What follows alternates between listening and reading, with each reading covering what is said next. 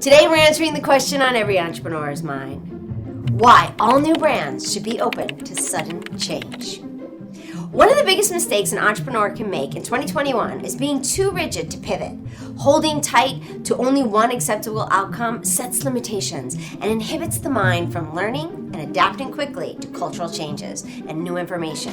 As entrepreneurs in 2021, we don't have the luxury of a mapped out course. We are the pioneers, the trailblazers, and the first responders. Holding on too tightly to only one desired outcome creates tunnel vision and cuts us off from better outcomes than we imagined.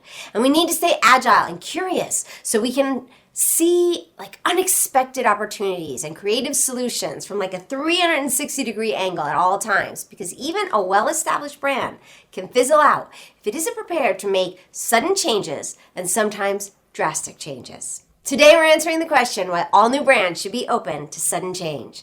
Let's deconstruct a reality that every entrepreneur faces when bringing a new product or service into existence: the importance of not being too rigid to pivot.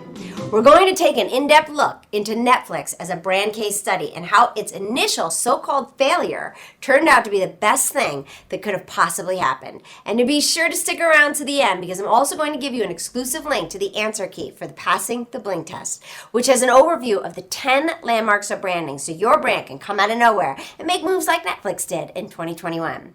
Okay, so did you know that YouTube was originally created to be a dating site where people were encouraged to upload videos of themselves describing their perfect partner? And this is funny when you think YouTube launched. No one wanted to be amongst the first people to upload a public video of themselves describing their perfect partner. I mean, would you want to be? So in an attempt to break the ice, the YouTube turned to Craigslist and offered women $20 to post a video. No one responded. It's kind of even creepier. So if it's no exaggeration to say that when YouTube was first created, they couldn't even pay people to use the platform. Imagine if the creators had been so rigidly attached to that original vision of YouTube becoming a popular dating site that they just called it a bust and abandoned ship when their first strategy didn't work. Instead of giving up on their vision for creating a YouTube community, they kept their vision alive by changing their platform. They listened to their ideal audience and they pivoted to give their ideal audience more of what they actually wanted.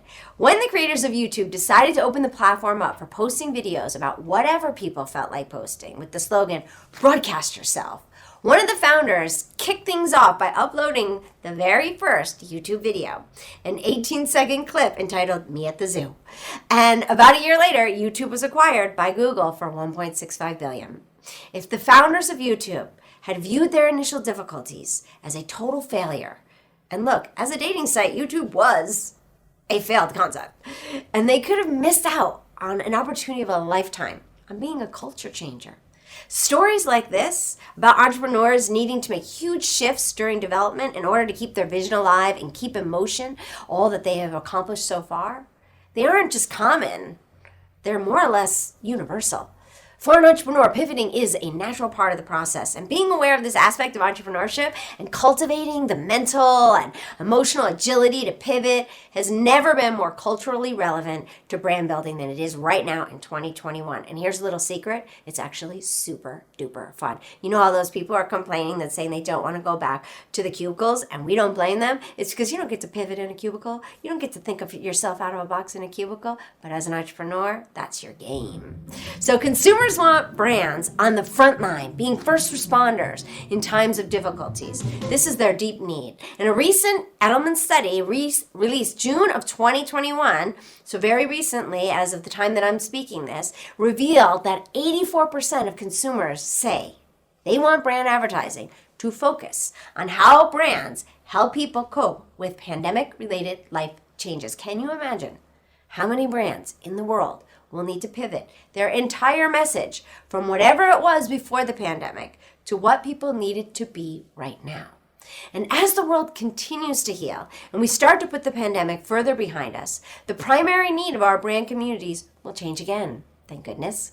A great brand, at its essence, should feel like a great friend, a trusted ally, and a supportive believer in the greater future of everyone it comes in contact with. But what that basically means is that a great brand has heart. It has a human soul. And human beings are impacted by what's going on in the world around them. Human beings aren't always happy. They aren't always loud. They aren't always joking. We respond to our environment in a way that reflects how our environment is impacting us.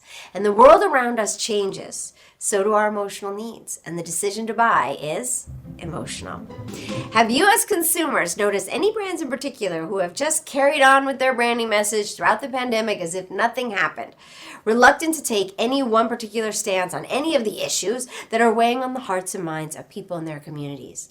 These brands are failing to listen to their ideal individuals. And in their attempt not to inadvertently stand against anything, they are succeeding in telegraphing to the consumers that they stand for nothing or simply don't care about them.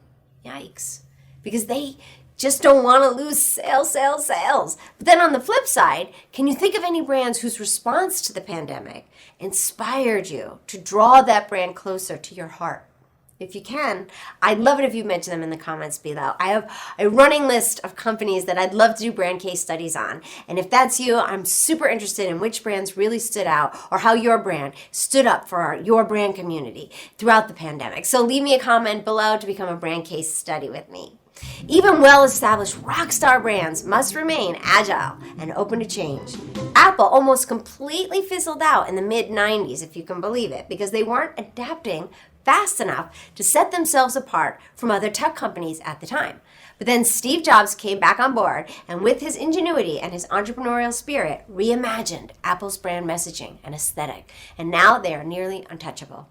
Remember when Netflix was disrupting the whole movie rental industry with their mail-in, mail-out DVD service? Imagine if Netflix had failed to pivot when digital media phased out DVDs, the way Blockbuster Video failed to pivot when Netflix phased out in-store rental services. Instead, Netflix went on to change the way we watch TV forever. And they didn't stop there. They pivoted again. They started releasing their own original program like HBO does. And now they're sitting on a pile of Emmy Awards too. In fact, a friend of mine, one of my favorite clients, Darren Orlean, is nominated for an Emmy in his show with Zac Efron, Down to Earth. So go Darren, go. Nike used to be a running shoe company for several years in business. They only marketed to men.